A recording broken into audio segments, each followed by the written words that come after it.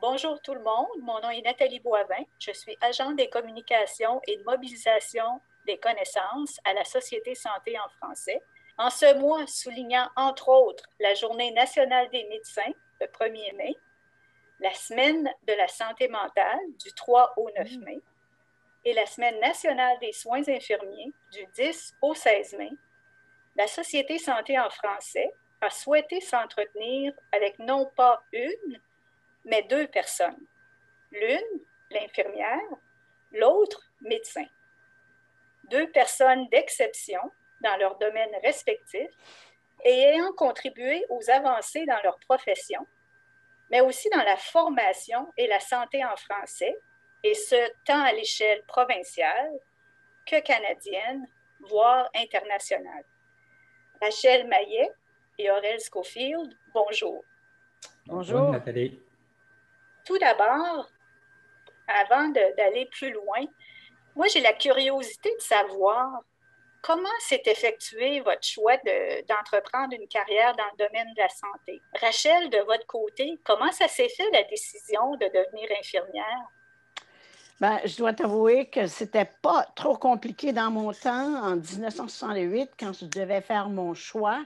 Bien sûr, il y avait trois choix traditionnels qui étaient l'enseignement, secrétaire ou bien infirmière.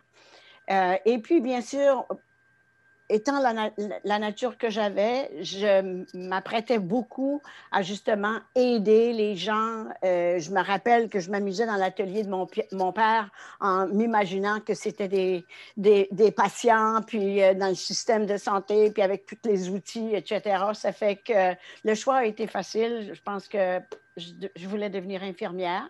Et aussi, dans ce temps-là, on recevait une prime de 80 $ par mois pour aller étudier en nursing. C'est plus comme ça aujourd'hui, mais il reste que dans le temps, c'était quand même une attraction. Alors, et puis quand je regarde mon cheminement de carrière, mon choix a été excellent parce que pour être infirmière, pour avoir été capable de faire ce que j'ai fait, de travailler dans différents secteurs tout le long de ma carrière, c'est que ma formation m'a donné des outils que je pouvais adapter dans d'autres secteurs et justement dans différentes disciplines. Alors, ça a été un bon choix, bon investissement. De votre côté, Aurel, comment ça s'est fait, comment s'est prise cette décision? Moi, je pense que ça a été un peu peut-être des démarches de circonstances et de subconscient. Moi, lorsque j'étais étudiant, j'étais toujours intéressé aux sciences. Et au début de ma 12e année, mon père est malheureusement décédé d'un infarctus aigu. Donc, je suis devenu orphelin de père de très jeune âge et ça m'avait pas mal intrigué de ce phénomène-là de maladie. Et bien sûr, mon père a été hospitalisé. Il est décédé à l'hôpital de Chatham, qui était notre hôpital de service anglophone de l'époque, et encore anglophone aujourd'hui. Et à mesure que j'étudiais, j'avançais, j'avais le goût d'être un astronaute. Alors, je m'en allais un peu dans cette direction-là, science, et peut-être m'en aller comme astronaute. Et bien sûr, j'ai passé par l'Université de Moncton, j'ai fait mon bac. Je commençais mon bac en sciences à Northern Moncton et l'année du DSS, le programme du DSS a commencé lorsque j'étais en 2e année. Et ça me donnait une ouverture pour aller me faire former en médecine, qui pourrait être une composante de l'astronaute futur que j'allais devenir. Aussi, j'ai commencé à faire mes premières crises d'arthrite à cette époque-là, qui n'étaient pas diagnostiquées. Alors, j'ai consulté beaucoup, plusieurs fois à l'hôpital de Georges Dumont pour des douleurs articulaires qui n'ont pas été diagnostiquées à l'époque. Et j'étais pas mal étonné que l'hôpital de Georges Dumont ne donnait pas de services tellement en français à cette époque-là. Alors, j'étais un petit peu étonné, venant de mon petit patelin de Baie-Saint-Anne, qui était francophone, entouré d'anglophones. J'avais l'impression que lorsque j'allais arriver à Moncton, j'allais avoir un monde plus francophone. Mais en fait, ce n'était pas le cas. J'ai modifié mon programme de bac en sciences pour faire le DSS. Alors, j'ai appliqué en médecine, j'ai été accepté, à ma grande surprise. Comme j'avais appliqué avec beaucoup d'hésitation parce que je ne savais pas si c'était le bon cheminement que je devais prendre. Mais lorsque j'ai été accepté, disons que ça a comme aidé à ma décision, j'ai dit, hey, c'est une opportunité, un défi, puis je l'ai pris, puis j'ai étudié en médecine à Laval. Rachel, j'imagine que de votre côté aussi, les études se sont faites du côté du Nouveau-Brunswick, est-ce bien ça? Oui, mes études, mon cours de base, là, le 3 ans, était à Edmundston. Alors moi, j'étais dans un monde francophone, là, ça fait que je n'étais pas tellement préoccupée par la question parce qu'on fonctionnait en français, malgré qu'on avait beaucoup de nos livres qui étaient en anglais dans le temps. Mais j'ai fait ma formation à l'École des sciences infirmières à Edmundston, après ça, mon bac à l'Université de Moncton et une maîtrise à l'Université de Moncton aussi. Alors, mes études en français, oui. Qu'est-ce qui vous a amené davantage vers la santé en français? On a commencé à en entendre un peu des échos, peut-être, Aurel, avec ton histoire d'interaction avec des services qui n'étaient peut-être pas suffisamment en français. Donc, peut-être, Aurel, je vous demanderais de commencer. J'ai une petite anecdote aussi. J'ai été opéré pour les amygdales à l'âge de 6 ans à l'hôpital de Chatham. Puis, c'était à l'époque où on arrachait les amygdales.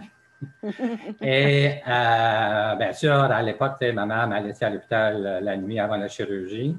Puis le lendemain matin, lorsqu'on m'a endormi, on m'a endormi avec de l'éther, okay, parce que c'était la mode là, à l'époque. Puis je criais comme jeune enfant, You're etouffing me, arrêtez. Okay? Puis ça m'a resté souvent, donc, cette espèce de cri d'alarme-là. Là.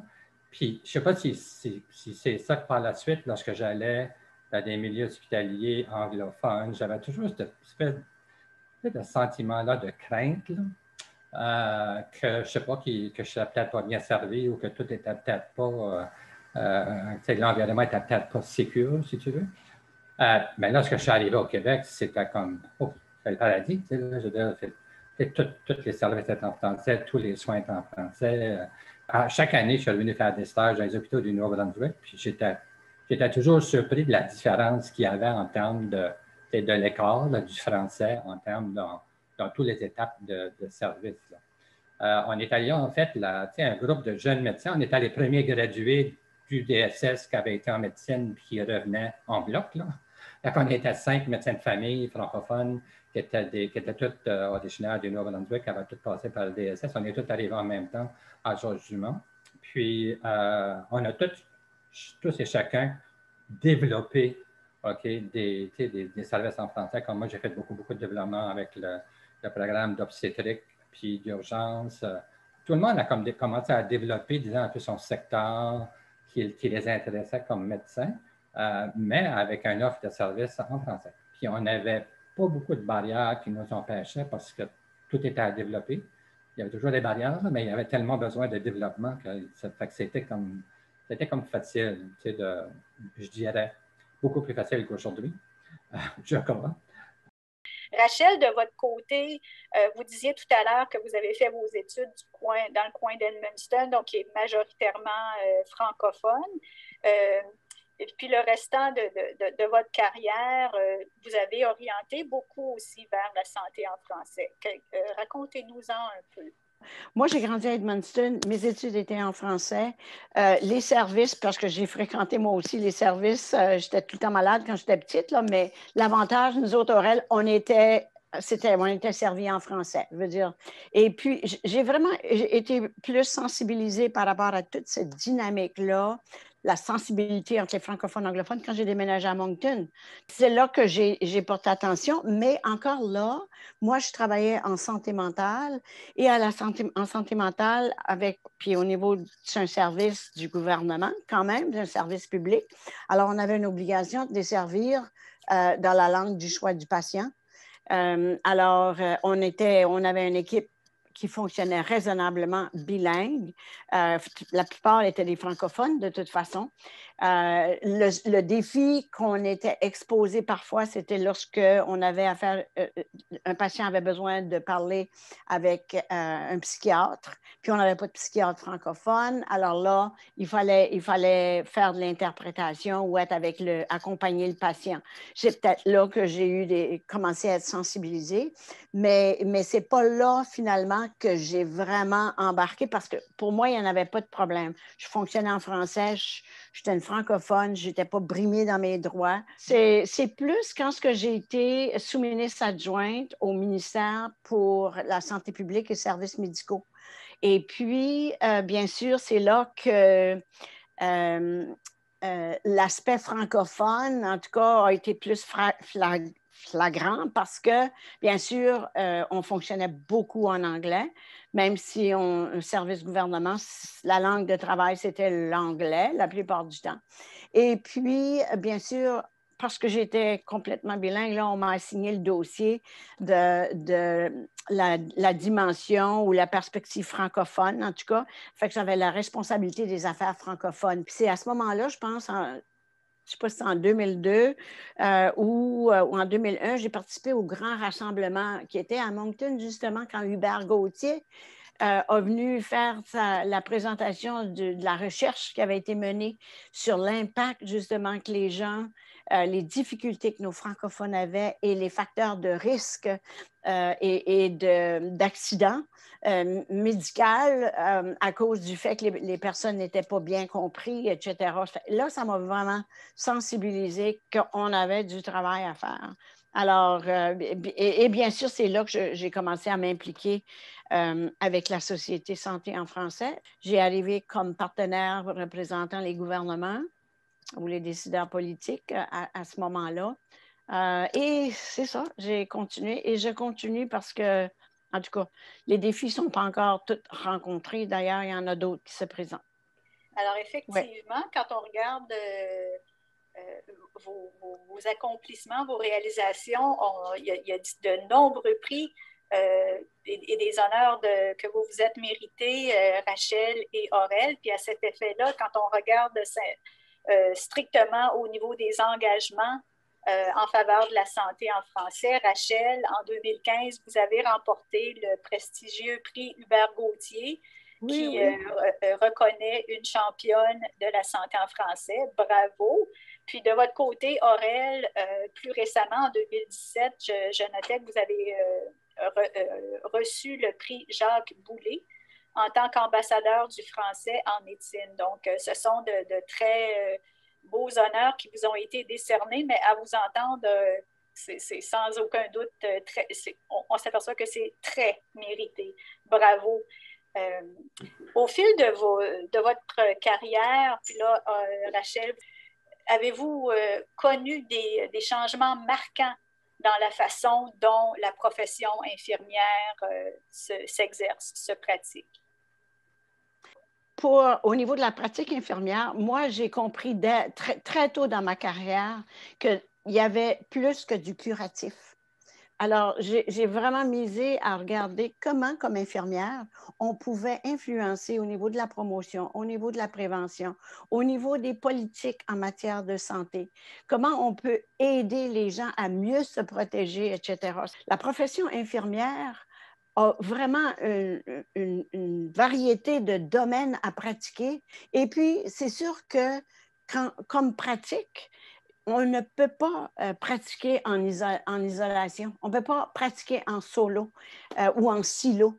Alors, pour moi, c'est tout l'aspect d'interdisciplinarité, travailler dans différents secteurs, toujours avec le focus santé, toujours pour le mieux-être de la population. Ça allait de soi, là. Je me rappelle d'avoir pensé à comment est-ce qu'on peut amener des forums, des symposiums pour regarder des problématiques interdisciplinaires, amener les gens, les différents professionnels de la santé à regarder une problématique sur les différentes lentilles. Alors, oui. Aurel, de votre côté, selon vous, quels ont été les changements marquants ou est-ce qu'il y a eu des changements marquants au niveau de la profession médicale? Puis, Qu'est-ce que vous en diriez? Ah oui, mais je pense qu'il y a certainement eu une évolution. Tu sais, quand j'ai étudié en médecine, puis en fait, j'ai fait mes premières crises d'arthrite, j'ai dû être soigné dans ma première année en médecine par une équipe interdisciplinaire là, parce que, en fait, une fois que j'ai vu tu sais, le physiatre et l'orthopédiste, c'est vraiment la physiothérapeute qui m'a pris en charge pour me remettre sur pied parce que j'ai été pas du tout fonctionnel pendant plusieurs mois là, au début. Là. J'ai été mis en contact. En fait, j'ai été patient avant d'être médecin et avec une équipe interdisciplinaire qui s'occupait de ma problématique. Ça fait que je pense que ça a été pour moi peut-être quelque chose qui m'a ouvert un peu les esprits, à savoir que même si tu es médecin, c'est pas toi qui as la solution à tout. Et lorsque je suis arrivé en pratique à Moncton, j'ai vite réalisé que si on voulait faire quelque chose de bien et d'innovateur, il ne fallait pas faire ça juste en équipe de médecins. Alors, je me suis impliqué en éducation médicale, mais les premières années que j'ai pu jouer le rôle de coordinateur des stages cliniques, on a engagé une psychologue, on a engagé une nutritionniste. Et en fait, on a été les premiers vraiment dans le réseau de Sherbrooke à développer un programme. Avec la psychologue, on a développé un programme sur l'intervention du médecin de famille face aux victimes d'abus sexuels, hommes et femmes. Et avec la nutritionniste, on a développé un programme de tous les éléments de base que le médecin a besoin d'avoir de manière pratico-pratique en termes de bonne nutrition. Et en communauté, parce que je me suis impliqué aussi beaucoup, on a eu les crises de suicide dans la région de Moncton. Oui. Alors, deux périodes de crise de suicide, des clusters de suicide qu'on a eu à quelques années d'intervalle. Et là, je m'ai impliqué beaucoup au niveau communautaire. Alors là, j'ai vu tout, ça m'a mis en contact avec tout le réseau communautaire, toute l'aide qu'on peut avoir dans la communauté. Et ça m'a vraiment aidé à, comme, avoir l'importance de travailler de façon interdisciplinaire parce que c'est pas vrai, même si on est de X profession, qu'on est capable de régler tous les problèmes du monde. Une grosse problématique que je dirais de notre système. Je pense selon moi, on travaille encore trop en silo. On a vraiment intégré beaucoup de formations interdisciplinaires, mais lorsque les étudiants sortent de l'école de médecine, dans le milieu de pratique n'est pas là vraiment pour les accueillir. Ça fait qu'il y a comme quasiment un disconnect entre la formation qu'on leur offre et qu'est-ce que le terrain peut leur offrir. Pas pour dire qu'il n'y a pas eu de progrès, là, parce que je pense qu'il y a eu beaucoup de progrès. Je me demande si la première fois que j'ai rencontré Rachel, c'est quand j'ai été demandé de travailler sur le comité pour l'infirmière praticienne au Nouveau-Brunswick. La Société médicale m'a demandé d'être le représentant parce que probablement qu'ils pensaient que j'avais l'esprit un peu plus ouvert à ça que bien d'autres médecins. Ça fait que, il y a eu du chemin, là, comme il y a eu du cheminement. Tout récemment à Moncton, il y a la nouvelle clinique qui vient d'ouvrir, qui est une clinique d'infirmières praticiennes. Il y a eu du cheminement, mais je pense que ce n'est pas tous les professions qui ont cheminé en même temps. Puis il y a toutes sortes de résistances, puis encore un petit peu de chasse gardée de territoire que je trouve très dommage. C'est toute la problématique en santé mentale qu'on a actuellement, accentuée certainement par le COVID. Si on peut voir comment, on peut voir les failles de notre système, là, ou les faiblesses, je vais dire, de notre système, alors que si on serait beaucoup mieux coordonné et qu'on travaillerait beaucoup plus en équipe interdisciplinaire, puis qu'on serait un peu plus, je dirais, engagé dans la communauté aussi, parce qu'il y a un rôle que la communauté peut jouer dans tout ce système-là, mais on manque de coordination. Mais qu'est-ce qui fait que, justement, il y a toujours ces défis-là qui persistent pour mieux travailler en interdisciplinarité? Vous avez mentionné la chasse gardée. De votre côté, Rachel, qu'est-ce que vous auriez le goût d'ajouter comme défi qui fait en sorte que peut-être on n'y arrive pas aussi rapidement ou aussi bien à travailler en interdisciplinarité, peut-être aussi à être formé en interdisciplinarité? En milieu hospitalier, puis pour les infirmières, c'est toute la rapidité et la charge de travail des fois qui fait qu'on pense que ça va prendre trop de temps tandis que dans le fond, on gagne du temps si on commence à travailler de façon plus en équipe. Et surtout d'engager, d'avoir au cœur justement le patient là, et la famille. J'ai fait du coaching pour la Fondation sur l'innovation des soins de santé, justement dans le programme Force, et puis le tout est pour amener de l'innovation. Changer nos façons de faire. L'obligation était qu'il fallait que le projet soit mené par une équipe interdisciplinaire. Alors, les gens ont appris à travailler, à apprécier le rôle de chacun, la contribution, puis à bout de ligne, ils voient que c'est beaucoup plus efficace, c'est beaucoup plus soutenable comme méthode. Je pense une fois que le constat est là, puis que les gens voient comment ce que c'est, ça change. Mais j'aurais tendance à dire que le système, des fois, ne favorise pas nécessairement cette possibilité-là de travailler en équipe, même si on sait que c'est ça qui est nécessaire. Et d'ailleurs, ça fait des années qu'on en parle. Moi, je me souviens quand j'étais présidente au niveau de l'Association des infirmières et infirmiers du Canada en 1996, c'était beaucoup le sujet, c'était toutes les équipes interdisciplinaires, l'interdisciplinarité. Parce que les gens ne reçoivent pas l'information, mais on dirait qu'on n'arrive pas à aller au-delà et de la mettre en application et de le maintenir. Parce que moi, j'ai vu des reculs, parce qu'on voit qu'on a un recul en santé mentale, mais Aurel, moi, quand j'ai travaillé en santé mentale, on travaillait dans des équipes multidisciplinaire. On travaillait interdisciplinaire. On ne pouvait pas arriver à combler les besoins des patients, à moins qu'on travaille justement en équipe. Je crois qu'il faut essayer de trouver des façons de rendre les innovations qu'on avance et justement les meilleures pratiques qu'on sait qui devraient être là, comment on les rend soutenables, comment on les rend pour que ça se soutienne et que ça puisse évoluer au lieu de régresser. Aurel, tout à l'heure, vous avez parlé aussi du travail en communauté. Est-ce que vous avez d'autres pistes à nous suggérer, d'autres suggestions pour faire en sorte que l'interdisciplinarité devienne pratique courante? Moi, je crois que, premièrement, je crois que en termes des programmes de formation, là, je pense qu'il y a eu de l'amélioration. Comme Rachel en a parlé de son côté, moi, je pense que c'est du côté médical aussi. Puis dans les facultés de médecine, maintenant, il y a des départements interdisciplinaires, ça qu'on ne voyait pas. Là, ça, 10 ans passés, ça n'existait pas, ça. Moi, je pense que c'est le milieu clinique que là, il y a plus de résistance sur le terrain. Un peu peut-être de manque de support des gouvernements. J'ai présidé les comités de soins de santé primaire pour la province du Nouveau-Brunswick sous trois gouvernements différents.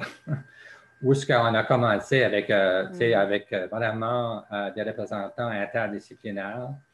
On a fait un premier travail, comme sur une période de 2 ans, une espèce de feuille de route qui a été acclamée au niveau canadien comme étant vraiment exceptionnellement bien. Lorsqu'on est venu à la phase d'implantation, dans la deuxième phase, là, il a commencé à avoir un petit peu des tensions dans les différents groupes, que je dirais qui était normal. Puis, le gouvernement a mis ça sur une tablette, puis ça n'a pas été plus loin. Alors, est-ce que c'est manque de vision gouvernementale? Est-ce que c'est manque de sous? Est-ce que c'est encore un peu les tiraillages des différentes professions qui ont dessous peut-être?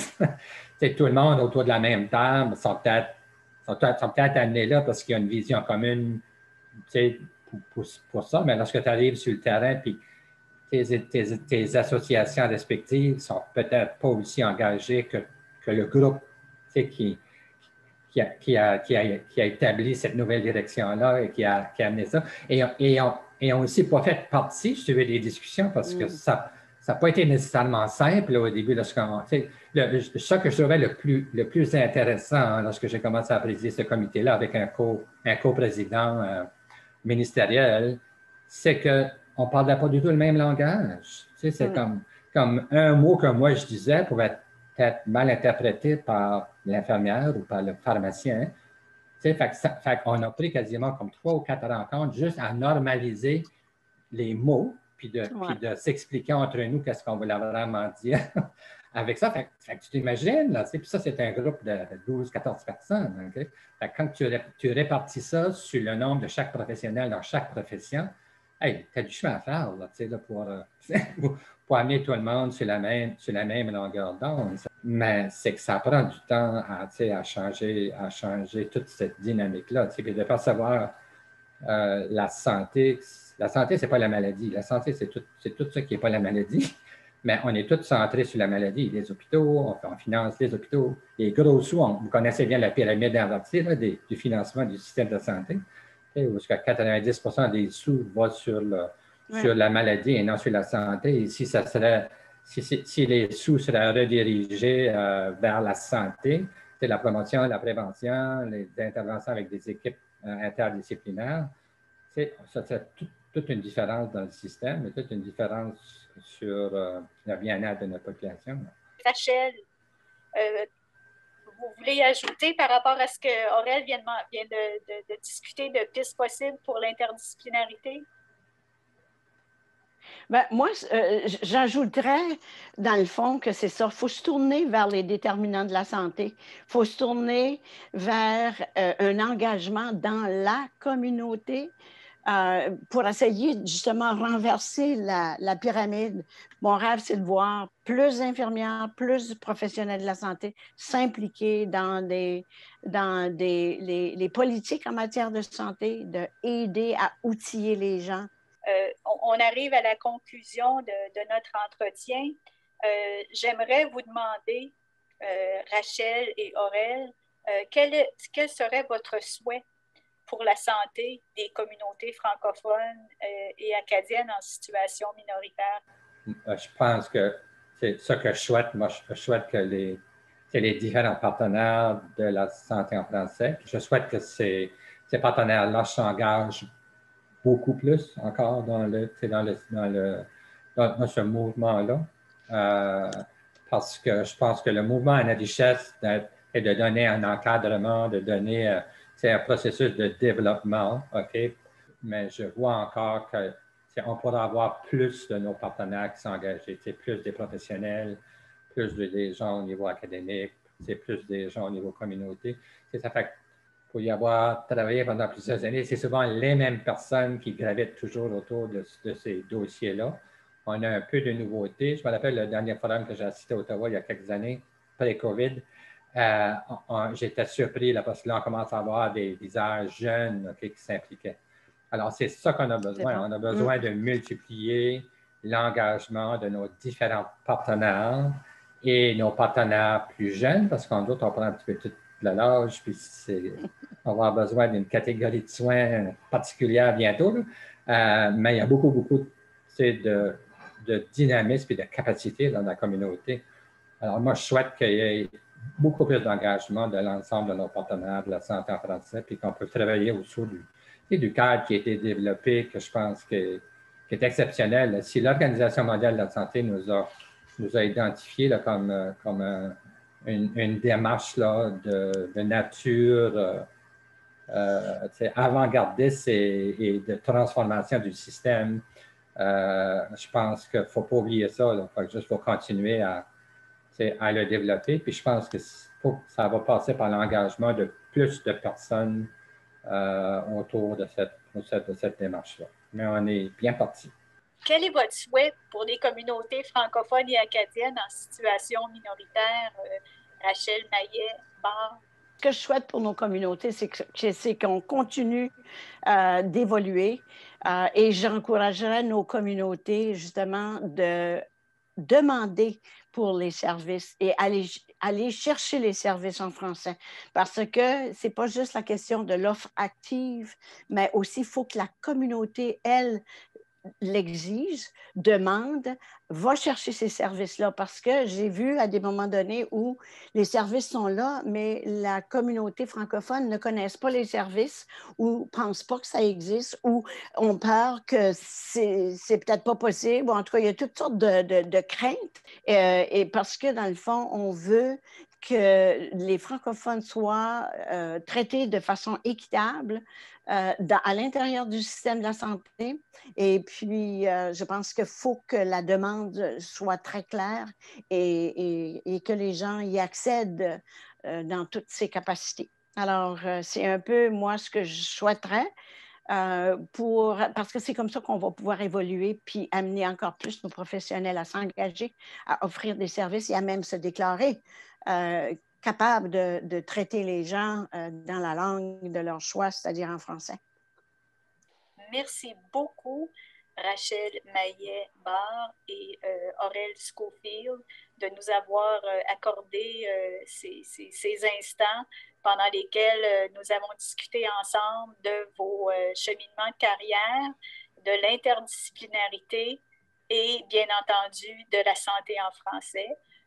Nous vous remercions chaudement et nous vous souhaitons de poursuivre toutes vos activités en pleine santé, en plein mieux-être et toujours en français.